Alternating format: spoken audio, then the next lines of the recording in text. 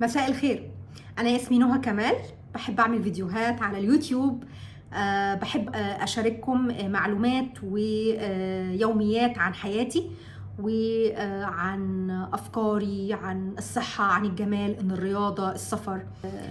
طبعا أهلا وسهلا بيكم كل المتابعين الجداد والقدام على راسي. بحبكم. اشتركوا في القناة وفعلوا جرس التنبيهات عشان يجيلكم إشعار لكل فيديو جديد، واكتبوا لي في التعليقات من فضلكم عن ايه الموضوعات اللي عايزيني احكي فيها واتكلم فيها او اشارككم فيها. النهارده عايزه اتكلم فيكم عن هذا الموضوع الخطير. ايه الموضوع ده يا جماعه؟ مروه الدنيا حر. ايه بقى الموضوع ده؟ كريدت كارد كريدت كارد كريدت كارد كريدت كارد كريدت كارد كريدت كارد كريدت كارد كوتشينه، عارفين الكوتشينه؟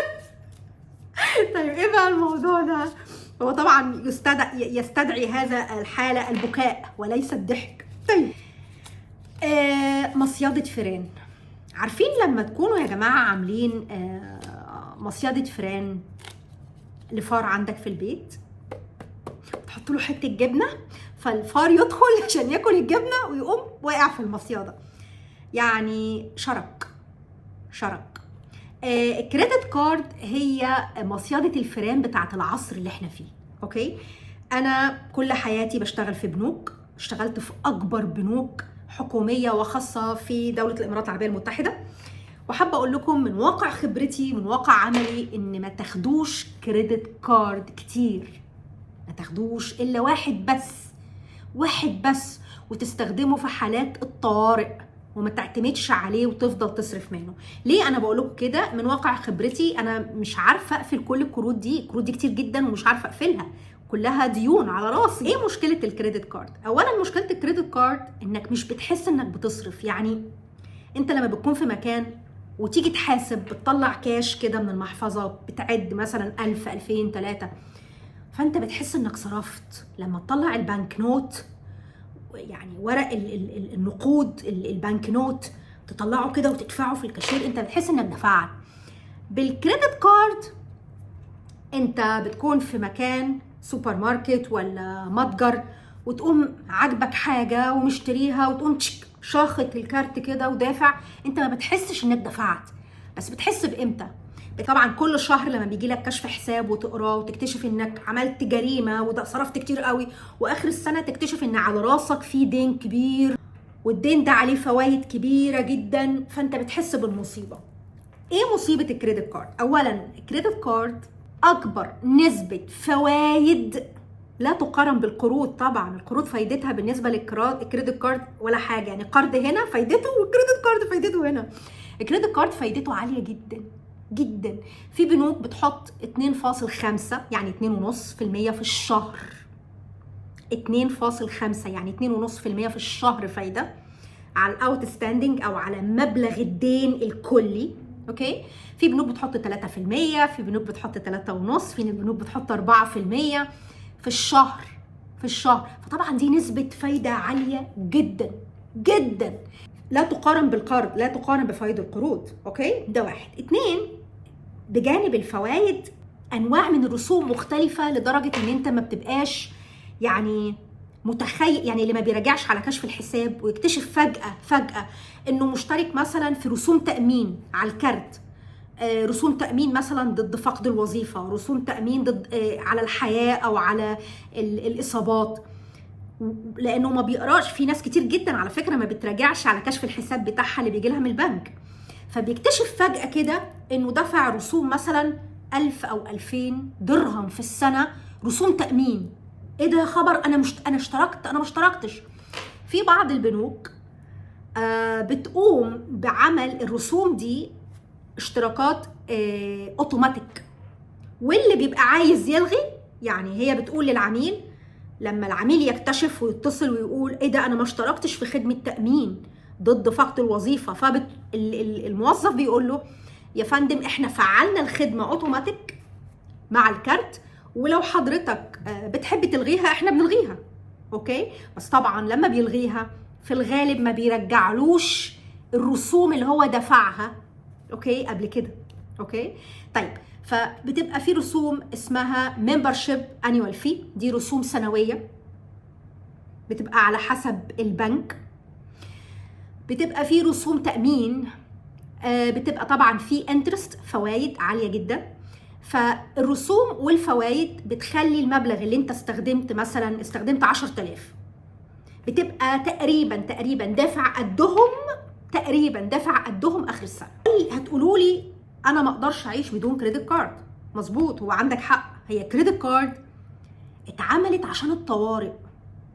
يعني فكرة الكريدت كارد اتعملت، تم اختراعها من قبل انسان كان في ازمه معهوش كاش، وجات له الفكره انا لو معيوش كاش اعمل ايه؟ البنك بيديك الكريدت كارد عشان تستخدمها في الامرجنسي، بس احنا بقينا نستهبل ونستخدمها كل الوقت. يعني الحاجه عشان في حاله الطوارئ راتبك خلص اخر الشهر، ناقص مثلا 4-5 ايام في الشهر وانت راتبك خلص، ممكن تستخدم الكارت. بعد الشهر مثلا عايز تروح مستشفى، بدك تشتري حاجة ضرورية جدا جدا، فتستخدم الكارت. فالكارت يستخدم في حالة الطوارئ. عود نفسك ان انت ما تستخدمش الكارت عمال على بطال. اوكي، ده 1. 2، الحاجة اللي ما تقدرش تجيبها كاش ما تجيبهاش. تاني، الحاجة اللي فلوسها مش معاك في المحفظة ما تقدرش تجيبها كاش ما تجيبهاش. ما تقولش انا هدفع بالبطاقه ولما اقبض هبقى اسدد في البطاقه. طب ما انت لما تقبض هيبقى عندك اكسبنسز وبيلز ومصاريف وايجار تانية للشهر القادم، فانت مش هتقدر تدفع للبطاقه كل المبلغ اللي انت استخدمته. هتضطر تدفع حد ادنى. الحد الادنى ده قد يكون 5%، 10%، 15% من اللي انت استخدمته. المبلغ الاجمالي اللي انت استخدمته هيجي عليه فوائد كل شهر، هيفضل يكبر يكبر يكبر. طيب اعمل ايه عشان لو عندك كروت كتير قوي كده زيي تبتدي تقلل فيها؟ مثلا الكارتين دول بتوع البنك الاهلي المصري، كلمت انا البنك وقفلتهم، قلت لهم الكروت ضاعت مني، اقفلوا الكروت. اوكي، ليه قفلتهم؟ عشان مش عايزه استخدمهم، عشان امنع نفسي، لان انا للأسف عندي هوس، عندي إدمان شوبينج. نعم، الواحد يعني عارف نفسه. يعني أنا مش هقدر أقول إن أنا مش مدمنة شوبينج، أنا مدمنة تسوق. لما بدخل على موقع ترنديول، أمازون، شي إن، علي بابا، أي موقع، أنا بروح المول بتفضل عيني كده رايحه جايه رايح جاي، انا لازم اشتري. الشراء عند الحاجه. يعني انا عندي مثلا جوه 10 شنط براند، 10 شنط براند، ليه اروح اشتري شنطه رقم 11 او 12؟ ما انا عندي 10. فمش مفروض الواحد يشتري عمال على بطال. هيجي في مره مش هيعرف يشتري الضروري اللي هو محتاجه. يعني انا دلوقتي مثلا محتاجه اعمل تجديد، وده حقيقي، اعمل تجديد لتامين العربيه بتاعتي، محتاجه 2000 درهم، وانا معيش حاليا ال 2000 درهم، مستنيه لما اقبض الراتب عشان ادفع. بس انا لو ما كنتش اشتريت حاجه مش ضروريه، وده انا بشتريه على طول، حاجات مش ضروريه، كان زمان دلوقتي معايا ودفعت التامين بمنتهى الاريحيه. فانا بقول لكم ان اللي بيشتري عمال على بطال هيجي وقت يبقى محتاج يعمل حاجه ضروريه جدا جدا ومش هيعرف يعملها، لان هو مخلص كل فلوسه اول باول على حاجات مش ضروريه.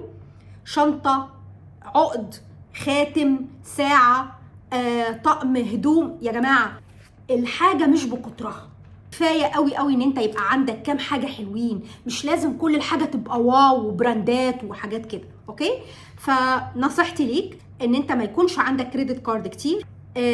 لو خدت كريدت كارد واتدبست وبقى عندك دين كبير، حاول على قد ما تقدر ان انت تقفل الكروت، ما تستخدمهاش، وكل شهر تدفع فيها وتنساها.